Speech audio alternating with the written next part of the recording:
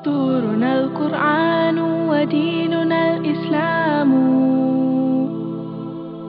أركانه الجليلة دعائم الفضيلة وَلَقَدْ يَسَّرْنَا الْقُرْآنَ لِلذِّكْرِ فَهَلْ مِن مُّدَّكِرٍ، اور بے شک ہم نے آسان کیا قرآن نصیحت کو، پھر ہے کوئی نصیحت پکڑنے والا؟ Our guide is the Quran, our religion is Islam. 5 noble pillars upholding what is virtuous. To make the testimony is the base of the faith, and the fast and the prayer, the pilgrimage and charity. الحمدللہ رب العالمین والصلاة والسلام علی سید المرسلین وعلی آلہ وصحبہ وذریاتہ اجمعین۔ سورۃ لقمان 34 آیات پر مشتمل یہ ایک درمیانی صورت ہے، اور یہ بھی ایک مکی صورت ہے۔ اس کے 4 پیراگراف ہیں۔ زمانہ نزول وہی سورہ عنکبوت کی طرح ہجرت حبشہ سے پہلے، رجب 5 نبوی سے پہلے، نبوت کے 5ویں سال میں، اور ماحول بھی تقریباً وہی ہے کہ نوجوان اسلام قبول کر رہے ہیں، لیکن ان نوجوانوں کے والدین کی طرف سے اور سرداران قریش کی طرف سے شدید مزاحمت ہے۔ اسی ماحول میں انہیں حضرت لقمان کی نصیحتیں بتائی گئیں کہ انہوں نے اپنی اولاد کو، اپنے بیٹے کو کیا نصیحت کی تھی۔ اب آ جائیے اس کے اہم اور کلیدی مضامین پر۔ سورۃ لقمان میں آپ یہاں دیکھیں گے کہ حکیم کا لفظ کئی بار استعمال ہوا ہے۔ اللہ تعالیٰ بھی حکیم ہے، دانا ہے، حکمت والا ہے، اور اس کی کتاب قرآن مجید بھی حکیم ہے۔ دنیا کی آزمائشیں اور آخرت میں جزا و سزا کا نظام بھی اللہ تعالیٰ کی حکمت پر مبنی ہے۔ چنانچہ آیت نمبر 9 میں کہا گیا وَهُوَ الْعَزِيزُ الْحَكِيمُ، اللہ تعالیٰ عزیز بھی ہے، زبردست بھی ہے، غالب بھی ہے، حکمت والا بھی ہے، کوئی کام بلا حکمت نہیں کرتا۔ اور آیت نمبر 2 میں کہا گیا تِلْكَ آیات الکتاب الحکیم، یہ سورہ لقمان کی آیات کتاب حکیم کی آیات ہیں، حکمت والے قرآن کی آیات ہیں۔ حضرت لقمان کو بھی حکمت عطا کی گئی تھی، اور حکمت میں سب سے اہم بات تھی وَلَقَدْ آتَيْنَا لُقْمَانَ الْحِكْمَةَ أَنِ اشْكُرْ لِلَّهِ، اور حکمت میں سب سے اہم بات یہ ہے کہ بیٹا اللہ کا شکر ادا کیا جانا چاہیے۔ اللہ کی شکر گزاری بہت ضروری ہے۔ اپنی آپ کی پہچان، ہمیں کس نے پیدا کیا ہے اور ہم پر اس کی کتنی نعمتیں ہیں، ان نعمتوں کا اعتراف، یعنی نعمتوں کا احساس، نعمتوں کا اعتراف، اور پھر اس پر شکر کا جذبہ، تو یہ ہے حکمت۔ اب اس کے بعد آیت نمبر 7 تا 9 میں یہ بات بتائی گئی ہے کہ اللہ تعالی نے جنت اور دوزخ کو پیدا کیا ہے، اور جزا اور سزا کا نظام رکھا ہے، اور انسان کو خیر و شر کی آزادی عطا کی گئی ہے۔ یہ بھی اس کی حکمت ہے، یعنی جنت اور دوزخ میں بھی اور ان کی تخلیق میں بھی اللہ کی حکمت پوشیدہ ہے۔ انسان کو آزادی اختیار عطا کی گئی ہے، تو اس میں بھی ایک حکمت پوشیدہ ہے۔ سورہ لقمان میں شکر کا لفظ بھی اپنے اندر معنویت رکھتا ہے۔ شکر کا حکم دیا گیا، اور شکر کے نتیجے میں ہی توحید کے جذبات جنم لیتے ہیں۔ شکر وفاداری کی علامت ہے، اور وفادار لوگوں کا طرۂ امتیاز ہے۔ جس طرح ایک نوکر اپنے خالق کی نعمتوں کا شکر ادا کرتا ہے اسی طرح، اور وہ اپنے مالک کا وفادار ہوتا ہے، بالکل اسی طرح ایک اچھا انسان بھی اپنے خالق اللہ کا وفادار ہوتا ہے، بے وفائی نہیں کرتا، اس کا شکر گزار ہوتا ہے۔ چنانچہ حضرت لقمان کی حکمت میں یہ بات بھی شامل تھی کہ اللہ کا شکر ضروری ہے، انشکر للہ۔ شکر کے بارے میں دوسری بات یہاں جو بیان کی گئی وہ یہ کہ شکر گزاری خود انسان کے اپنے لیے مفید ہے، اس میں اللہ تعالیٰ کا نعوذ باللہ کوئی فائدہ نہیں ہے۔ اس لیے فرمایا گیا وَمَن يَشْكُرْ فَإِنَّمَا يَشْكُرُ لِنَفْسِهِ۔ تیسری بات جو اس سلسلے کی کہی گئی کہ بے وفا اور ناشکر کے لوگ صرف مصیبت کے وقت اللہ کو یاد کرتے ہیں، اس کے برخلاف وفادار اور شکر گزار افراد وہ مصیبت میں بھی اللہ کو یاد کرتے ہیں اور خوشحالی کے عالم میں بھی اللہ کو یاد کرتے ہیں، تو وہ دونوں حالتوں میں ایک جیسے رہتے ہیں۔ مشکلات کے میں جو ہے وہ صبر کرتے ہیں اور نعمتوں پر شکر ادا کرتے ہیں، تو وہ باوفا ہوتے ہیں۔ سورہ لقمان کے اہم مضامین میں سے ایک اہم مضمون ہے آبا پرستی۔ انسان کی ہمیشہ سے یہ کمزوری رہی ہے کہ وہ اپنے باپ دادا کے مذہب پر چلتا ہے۔ باپ اگر ہندو ہے تو بیٹا بھی ہندو ہے، باپ اگر عیسائی ہے تو بیٹا بھی عیسائی ہے، اور باپ اگر شیعہ ہے تو بیٹا بھی شیعہ ہے، باپ اگر سنی ہے تو بیٹا بھی سنی ہے، باپ اگر حنفی ہے تو بیٹا بھی حنفی ہے، باپ اگر اہل حدیث ہے تو بیٹا بھی اہل حدیث ہے۔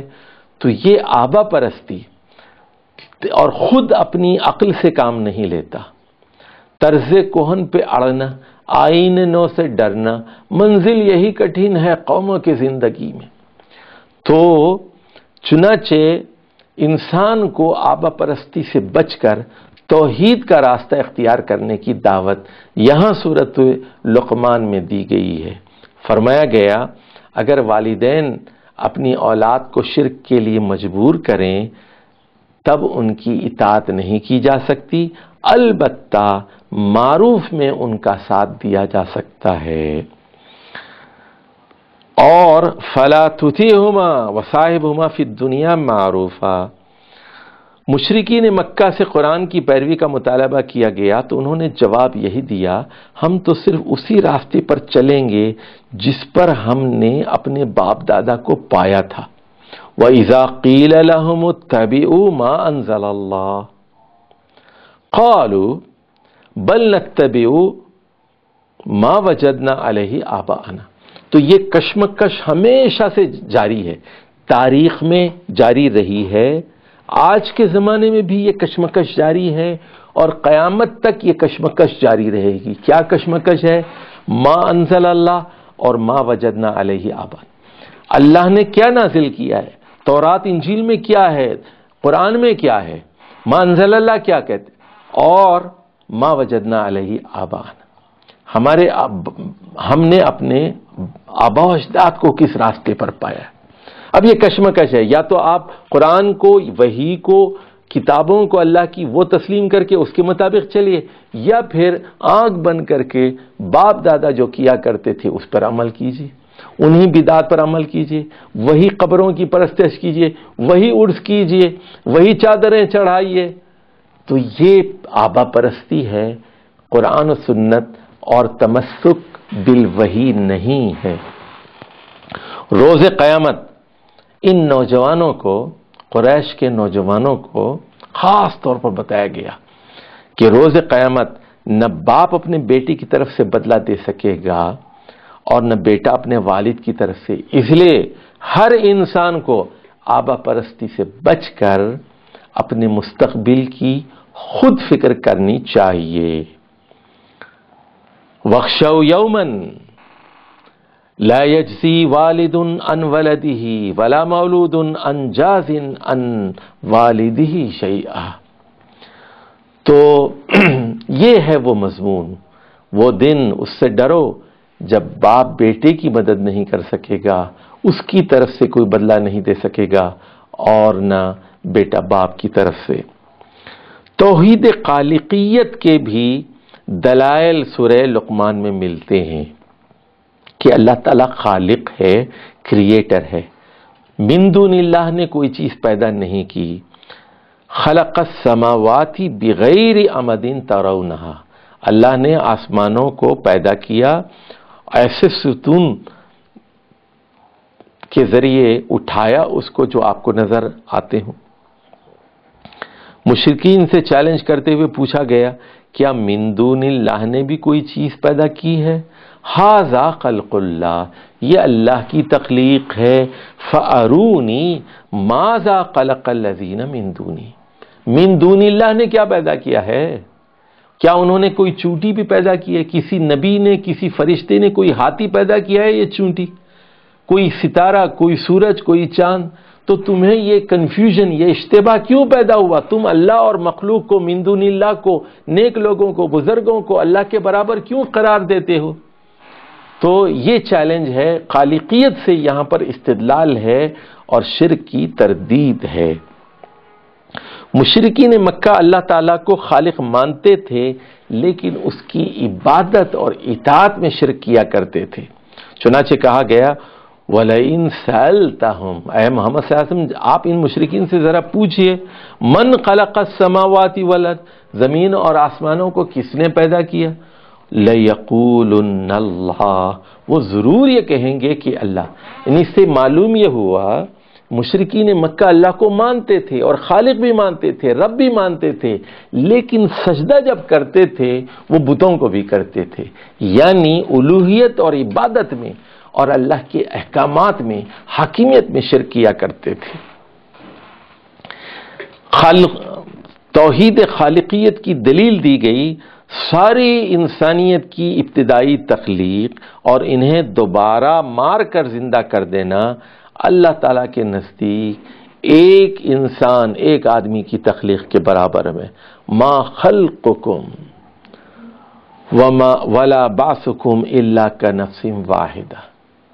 جب آپ نے ایک مرتبہ ایک چیز پیدا کر کے دکھا دی تو ایسی ہزاروں چیزیں پیدا کی جا سکتی ہیں، اربوں چیزیں پیدا کی جا سکتی ہیں.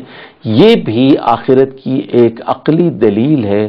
سورہ لقمان میں تم سب لوگوں کا پیدا کرنا اور پھر دوبارہ مار کر ری اسمبل کرنا اللہ تعالیٰ کے نزدیک ایک انسان کو پیدا کیے جانے کا ہے. حضرت لقمان نے ایک خوبصورت تمثیل کے ذریعے سے اپنے بیٹے کو توحید علم اور توحید اختیار دونوں کی وضاحت کی، اور میں چاہتا ہوں کہ آپ اس نقطے کو یہاں سمجھ لیجئے.